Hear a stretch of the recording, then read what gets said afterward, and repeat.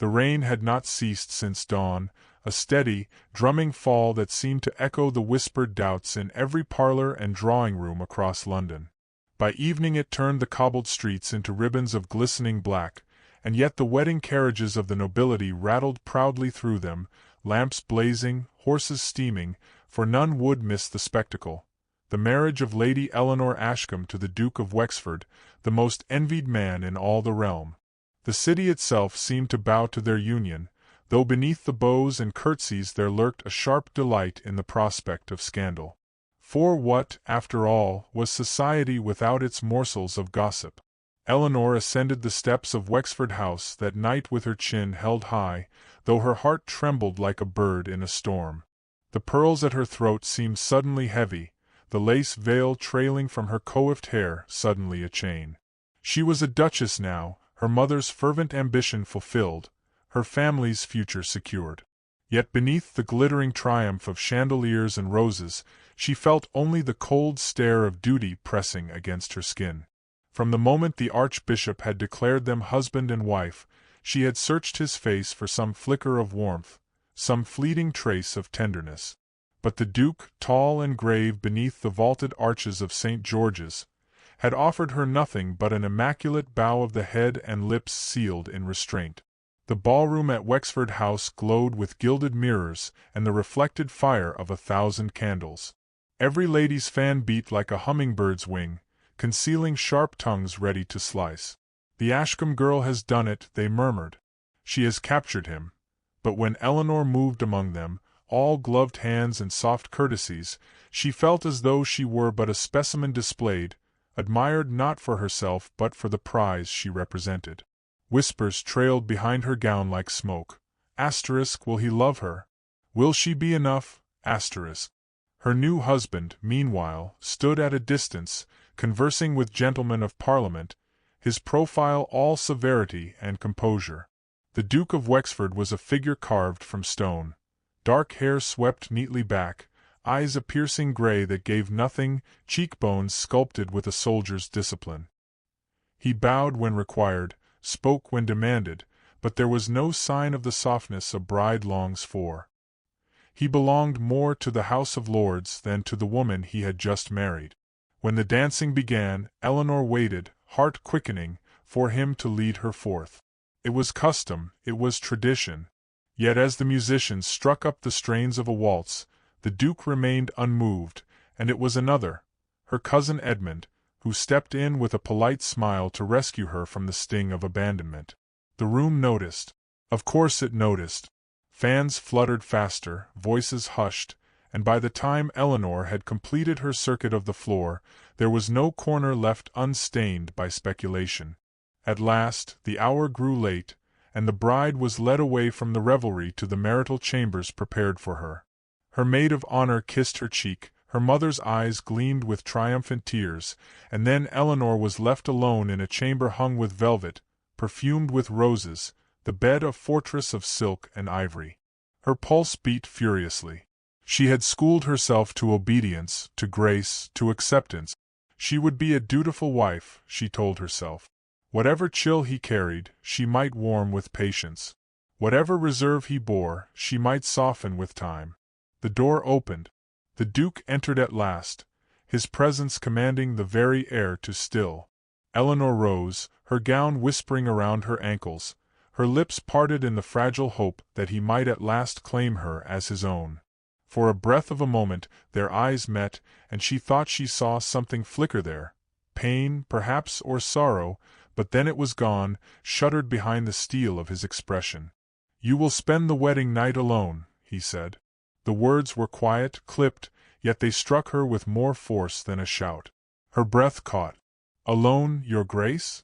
"Yes." He did not soften it with explanation, nor extend a hand in apology. He merely inclined his head, as though issuing a decree, and turned away. "You will find your rooms prepared. I will not disturb you." And then he was gone, his footsteps fading into the silence of the corridor, leaving her standing beneath the carved canopy of the bed, her veil slipping from her hair to the floor. For a long moment she could not move. The roses in the vases seemed to mock her, their scent cloying, suffocating. The great house, once alive with music, now pressed upon her like a tomb.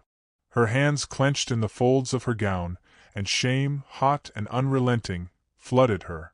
Already the gossips would guess. Already they would weave tales of her inadequacy, her failure, her husband's disdain. Yet beneath the humiliation, a strange fire stirred. She had not been raised merely to bow her head in meek acceptance. Her father's blood ran through her veins, stern, proud, unwilling to yield. If the Duke of Wexford thought to silence her with coldness, he would learn that Lady Eleanor was not so easily broken. She might be alone tonight, but she would not remain voiceless. Outside, the rain beat harder against the windows, as though echoing her vow.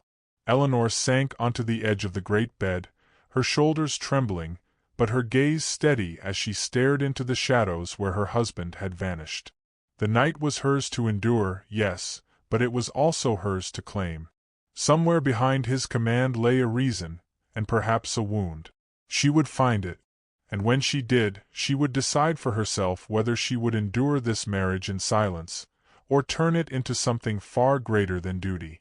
The veil slipped fully from her head, pooling at her feet like the ghost of a dream. She bent, gathered it in her hands, and held it close for a single, steadying breath. Then she let it fall, not onto the bed as expected, but into the fire that burned low in the hearth. The lace caught, curled, and vanished in a flare of embers. Eleanor's eyes did not waver. Tonight might have been her humiliation, but it would not be her end. And so the first night of her marriage closed not with a kiss, nor with tenderness, but with a solitary woman seated before a dying fire, her resolve hardening like steel, even as the rain outside sang on. The weeks that followed the wedding unfolded with a cruel precision, as though society itself had conspired to magnify every gesture, every absence, every silence between the new Duke and Duchess of Wexford. London was in the throes of the season, where every evening seemed to bloom with balls, musicales, and endless promenades along Rotten Row. For Eleanor, each occasion became both a stage and a trial, her dignity tested beneath the ceaseless scrutiny of the ton. She played her part as a duchess with grace, the fabric of her gowns shimmering beneath chandeliers, her words measured with the practiced charm her mother had drilled into her since girlhood. Yet she could feel the invisible eyes pressing upon her, searching for cracks, savoring each hint of disappointment. It did not take long for those eyes to notice what she already knew. The Duke seldom stood at her side. He arrived with her, of course. Arriving alone would have been scandalous, but once they crossed the threshold of gilded halls, his presence dissolved into the crowd. He gravitated toward men of politics, military officers, and the older statesmen who valued his stern opinions.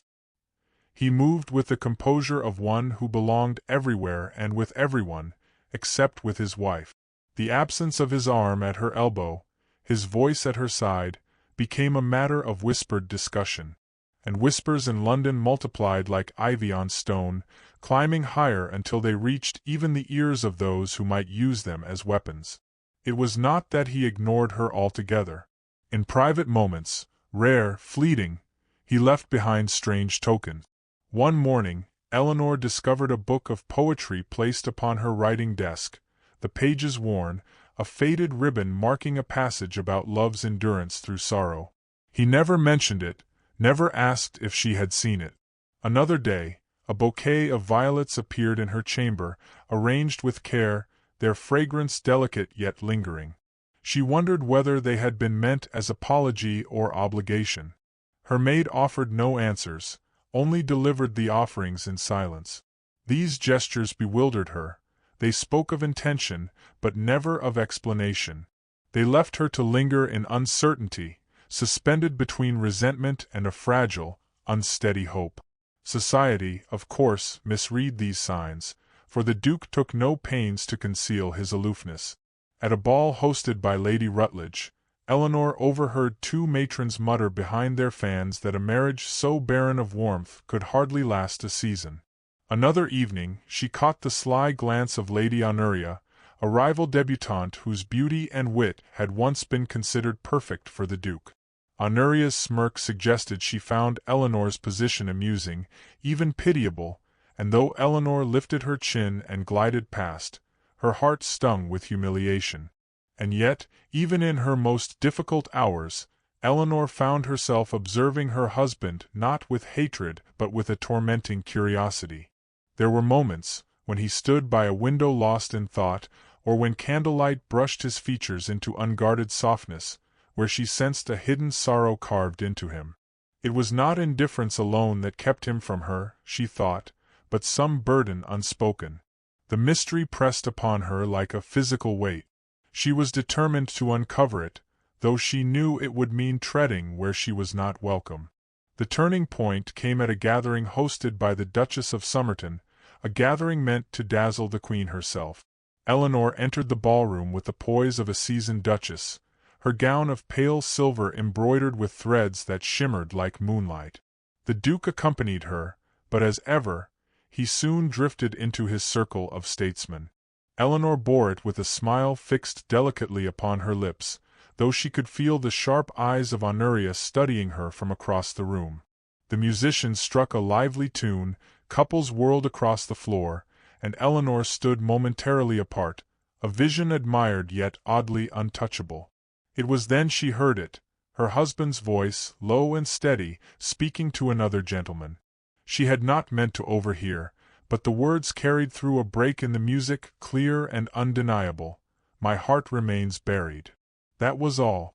No name, no story, only that single, shattering confession. Her breath caught, and for a moment the room seemed to tilt. The gentleman to whom he spoke nodded gravely, but offered no reply. Eleanor steadied herself, masking the tremor with a graceful movement of her fan. Still, the words carved themselves into her thoughts, echoing again and again. Buried. What heart, what love, what past did he guard so fiercely that even his wife could not touch it? The remainder of the evening passed in a haze. Eleanor danced when asked, smiled when spoken to, even laughed softly at Edmund's gentle humor, but her mind never left that phrase. The Duke avoided her gaze entirely, and when the carriages carried them back to Wexford House, silence lay between them like a chasm. She longed to demand an answer, to force from him the truth that kept her imprisoned in uncertainty, but his face was unreadable, his manner cool as ever. Back in her chamber, Eleanor pressed the violet bouquet to her lips and closed her eyes. She thought of the book of poetry, of the passage marked by his ribbon, of his voice murmuring of a heart buried. She could not decide whether these fragments were gifts of love or tokens of penance. Perhaps both. She only knew that she could not bear the limbo much longer. Sleep came late, broken by restless dreams. When at last dawn painted the sky, she rose with resolve hardening in her chest. She would not remain a wife only in name, a duchess cloaked in empty splendor.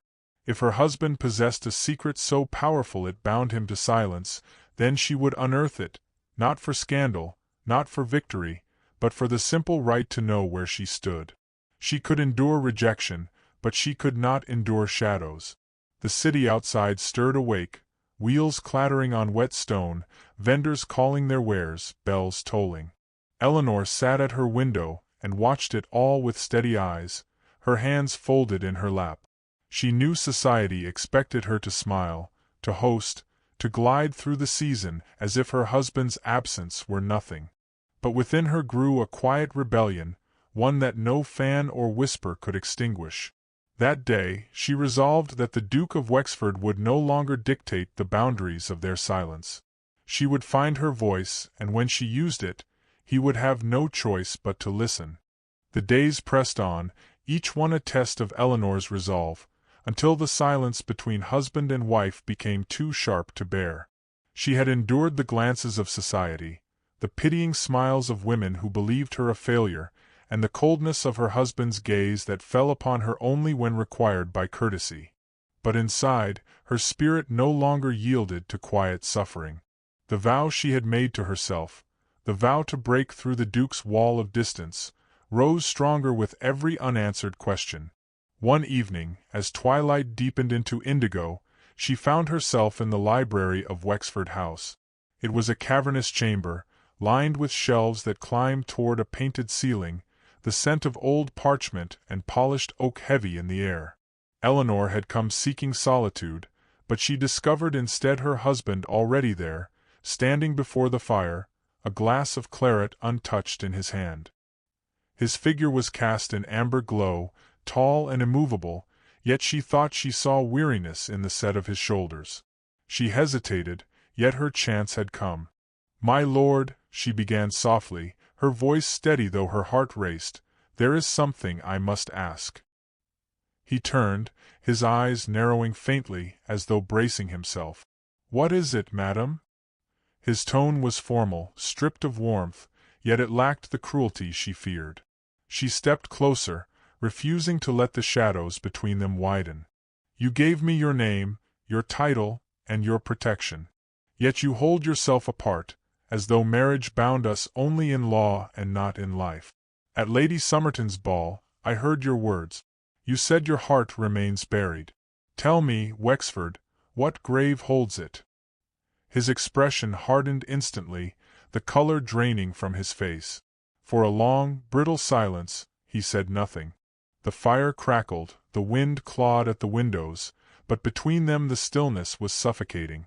Eleanor's pulse thundered, yet she stood her ground, her chin lifted in defiance. She had laid bare her demand. She would not retreat. At last he set down his glass, his hand trembling almost imperceptibly. "You presume much, Eleanor." "I presume only what a wife has the right to know," she replied, the steel in her voice startling even herself. Something shifted in his eyes then, a flicker of torment quickly masked but not quickly enough. He drew a sharp breath and turned away, resting one hand against the mantelpiece. "Very well. If you must pry open the wound, you shall hear it. But know that once spoken, it cannot be undone." Her breath caught, but she nodded. "I am not afraid of truth."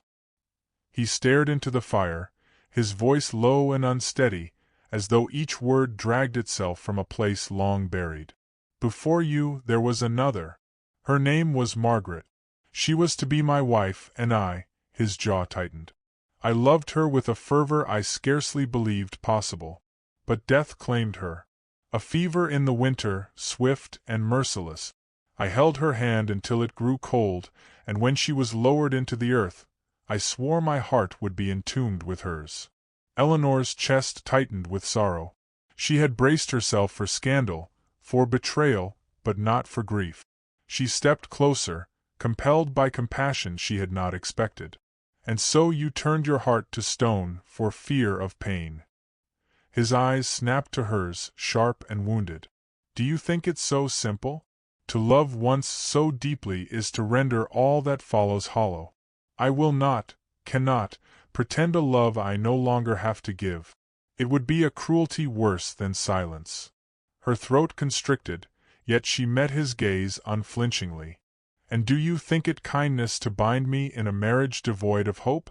Am I to live only in the shadow of another woman's memory, forever compared, forever excluded?"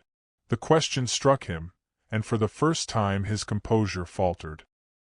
He looked at her not as a duchess, not as an obligation, but as a woman of flesh and will. His lips parted, yet no answer came.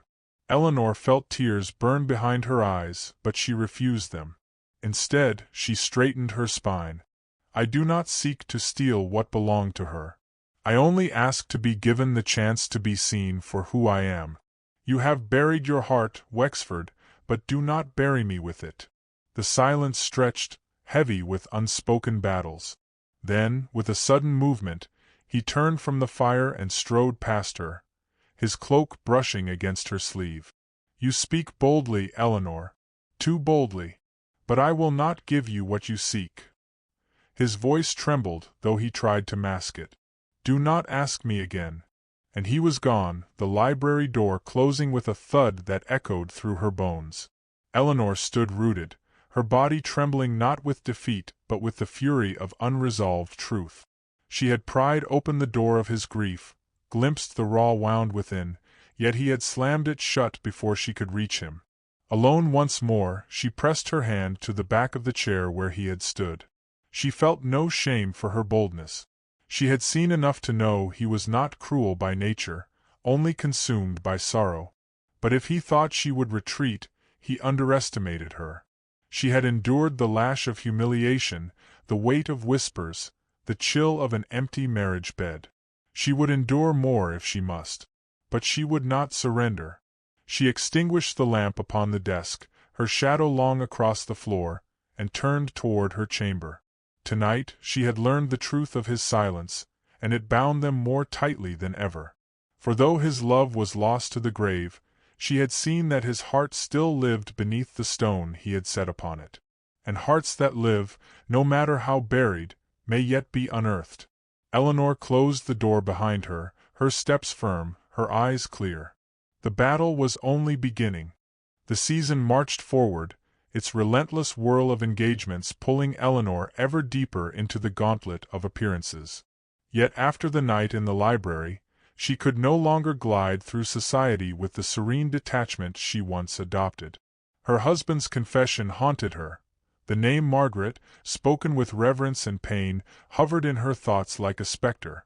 Every whispered rumor in a drawing-room, every speculative glance cast in her direction, seemed sharpened by her newfound knowledge. To the world, she was still the Duchess of Wexford, radiant and envied, but in her heart she bore the burden of a ghost who had not been invited, yet lingered all the same. Her encounters with the Duke became rarer, and when they did occur, they were marked by an uneasy dance of avoidance and restraint. She, determined to chip away at his silence, would meet his eyes boldly at dinner, only for him to lower his gaze to his glass. He, weighed down by grief he refused to share, retreated behind a wall of impeccable courtesy. The house itself seemed to feel the strain, its echoing corridors hushed, its grand rooms filled with all the elegance of wealth but none of the warmth of companionship. Still, Eleanor did not yield. If anything, his retreat only strengthened her resolve. She cultivated her presence in society, charming allies with her wit, disarming rivals with her grace. Lady Honoria, with her sly smirks and poisonous innuendos, found her jests parried with Eleanor's calm, cutting remarks. The matrons who once whispered of her husband's neglect now found themselves praising her composure, though their curiosity was never sated. Eleanor did not simply survive the scrutiny, she began to command it. Yet beneath her triumphs lay a deep ache. Every public victory only sharpened the private wound of being unseen by the man whose acknowledgment mattered most. The climax of the season arrived in the form of the Duke's own ball, an event so anticipated that every noble family in London seemed to clamor for an invitation. Wexford House was transformed into a palace of light. Crystal chandeliers blazing above, musicians poised in their gallery, servants gliding silently across marble floors. Eleanor stood at the center of it all, her gown a deep sapphire that shimmered like midnight waves, her composure flawless. The eyes of London rested upon her, yet her own gaze sought only one figure, the Duke, standing at the far end of the room, his expression carved into severity. When the first strains of a waltz began, the expectant hush that fell over the crowd was palpable. It was tradition, unavoidable, that the Duke and Duchess of Wexford must open the floor together. Eleanor's heart beat furiously as he approached, every step deliberate, every inch the commanding nobleman. When he extended his hand, she placed hers upon it, her touch cool yet steady. Together they stepped into the dance, the crowd parting around them like water. For a few brief moments, Eleanor felt the world fall away.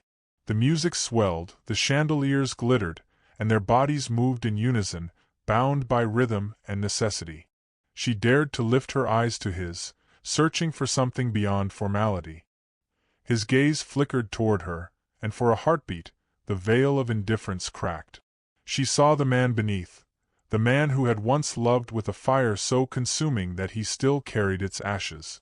It was gone as quickly as it came, shuttered behind restraint, but the glimpse was enough to set her heart ablaze. When the dance ended, applause thundered through the hall. They bowed, they smiled, they retreated to opposite ends of the room, the chasm between them as wide as ever.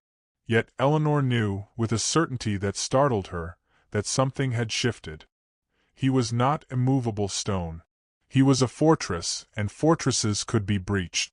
As the evening wore on, Eleanor moved among the guests with practiced ease, but her mind remained fixed upon her husband. She saw him pause by the gallery, speaking with Lord Somerton, his voice low, his face shadowed by the flicker of candlelight. She could not hear his words, but she could read the heaviness in his stance, the way his shoulders seemed to bear more than the weight of titles. It was not arrogance that distanced him from her, it was grief, sharp and unrelenting. And grief, she knew, could be met not with force, but with steadfastness. Later, when the final notes faded and the last of the guests departed, Eleanor lingered in the grand hall, her gown trailing across the polished floor. The house was quiet again, the splendor dimmed to shadows. The Duke appeared at the threshold, his cravat loosened, his expression unreadable. For a moment they stood in silence, the air heavy with all that had been said and all that had not. "You carried yourself well tonight," he said at last, his tone almost grudging, though the faintest hint of admiration touched it. "I carried us both," Eleanor replied softly, her eyes steady on his. He stiffened, yet he did not turn away. "You court danger with such words. Truth should never be dangerous between husband and wife." Something flickered in his gaze, a glint of conflict, of resistance cracking. His lips parted as if to speak, but he stopped himself, shaking his head. He turned as though to leave, but Eleanor's voice, calm yet resolute, held him still. "I do not ask you to forget her," she said. "But I ask you not to condemn me to live forever in her shadow. I am here, Wexford. Flesh and breath, strength and will. You may choose to keep your heart buried, but you will not bury mine beside it." The words hung between them, sharp as a blade, tender as a plea. For a moment, she thought he might lash out, retreat once more into silence. Instead, he stood very still, his jaw clenched, his eyes dark with a turmoil she had never seen so nakedly displayed. Then, without another word, he turned and vanished into the shadows, leaving her alone in the vast, glittering hall. Eleanor's knees trembled, but she did not collapse. She lifted her chin, her hands steadying at her sides. Tonight had been no victory, but neither had it been defeat. She had danced with him, confronted him, forced him to see that she was not merely a name upon his household ledger. He could flee from her words, but he could not unhear them. As she ascended the grand staircase, the silence of the house echoing around her, Eleanor felt a strange fire kindle within. He might resist her, but she had drawn blood in the battle for his heart, and that was enough. With every step, she vowed she would not falter. He could run from her, but not forever. The fortress would fall, and somewhere in the darkness, unseen by her eyes, the Duke stood alone, his hands clenched, his breath ragged. Her words, her courage, her unflinching gaze had unsettled him more deeply than he cared to admit. For the first time since Margaret's death, he felt the faint stirrings of something perilous, something he had sworn never to feel again. He did not yet name it, but it had begun. The days that followed the great ball were heavy with silence, though the silence was no longer the same as before. Where once it had been cold, impenetrable, a wall erected out of grief and defiance, it was now charged with an unspoken tension, like the stillness before a storm. Eleanor felt it in the way her husband's eyes lingered upon her a fraction longer than propriety required, in the way his steps faltered when passing her in the corridor, as though his thoughts weighed upon him more heavily than his duties. And she, though wearied by his resistance, sensed that something within him had shifted. She pursued her course with patience, not rashness. She did not hound him with questions, nor entreat him with desperate words. Instead, she allowed her presence to speak where language failed. At dinner, she engaged their guests with a brightness that filled the room, yet never once diminished him. In the drawing-room, she read aloud by lamplight, her voice carrying lines of poetry that once would have been received with indifference but now seemed to stir him into restless pacing. At times she caught him standing in a doorway, watching her with an expression she could not decipher, half guarded, half yearning. The servants, perceptive as ever, whispered among themselves of a change in their master, though they did not voice it in her hearing. Eleanor did not need them to confirm what she already knew, that the fortress was cracking, stone by stone. And yet the question lingered, would the collapse free them both, or bury them together?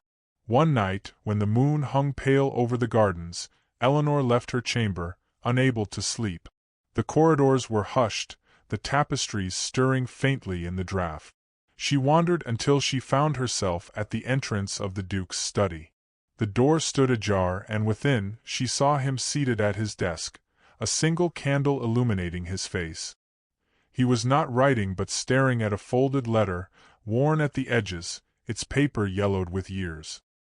His hand trembled as it hovered above it, then withdrew as though burned. Eleanor stepped forward, her gown brushing softly against the floor. He looked up sharply, startled, but did not send her away. "You should not be here," he said, his voice low, but without conviction. "I could say the same of you," she answered gently, moving closer. "It is late, Wexford. The hour is unkind to those who carry burdens alone." His jaw tightened, but he did not stop her as she came to stand beside him. Her eyes fell upon the letter, and though she did not read its words, she understood what it must be, a relic of Margaret, the love he had buried yet could not release. She laid her hand upon the desk, inches from his, and spoke with quiet firmness.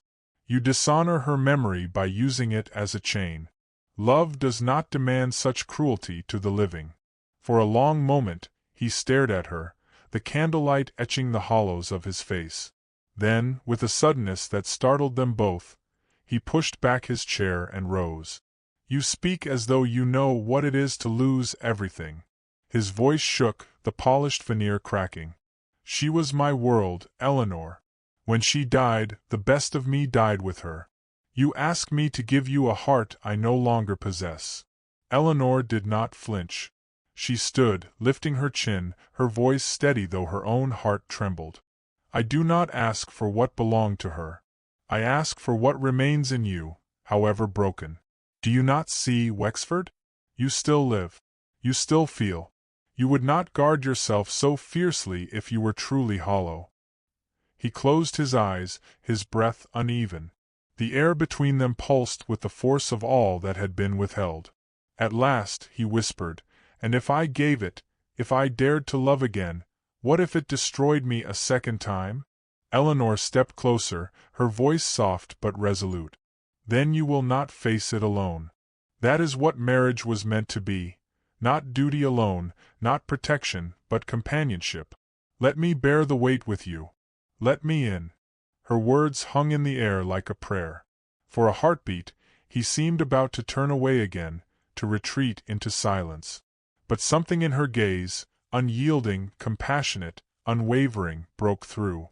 Slowly, as though moving against years of restraint, he lifted his hand and touched hers upon the desk. It was a tentative contact, but it sent a shiver through her entire being. His eyes opened, dark with anguish, yet softened with something perilously close to surrender. The moment was fragile, but it was enough. Eleanor's breath caught, and she knew then that she had breached the final barrier. The days that followed were not marked by sudden transformation. The Duke did not wake one morning wholly changed, nor did grief abandon him like a garment cast aside. Yet Eleanor began to feel the difference in small, vital ways. He sat beside her at breakfast rather than at the far end of the table. He walked with her in the gardens, silent at first, then gradually speaking, not of love, not yet, but of memories, of duties, of the affairs of his estate. She listened, and with every word, the gulf between them narrowed. One evening, after a dinner at which Honoria had once again attempted her sly jests, he surprised Eleanor by placing his hand upon hers in plain view of the guests. The touch was brief, almost discreet, yet it sent a murmur through the room. For the first time, she felt the power of being not merely a duchess admired from afar, but a wife acknowledged beside her husband. The climax came weeks later, at a quiet gathering in their own hall. As music filled the air and couples turned upon the polished floor, the Duke, unprompted, approached Eleanor and offered his hand. The guests looked on in astonishment, for it was known he seldom danced except by obligation.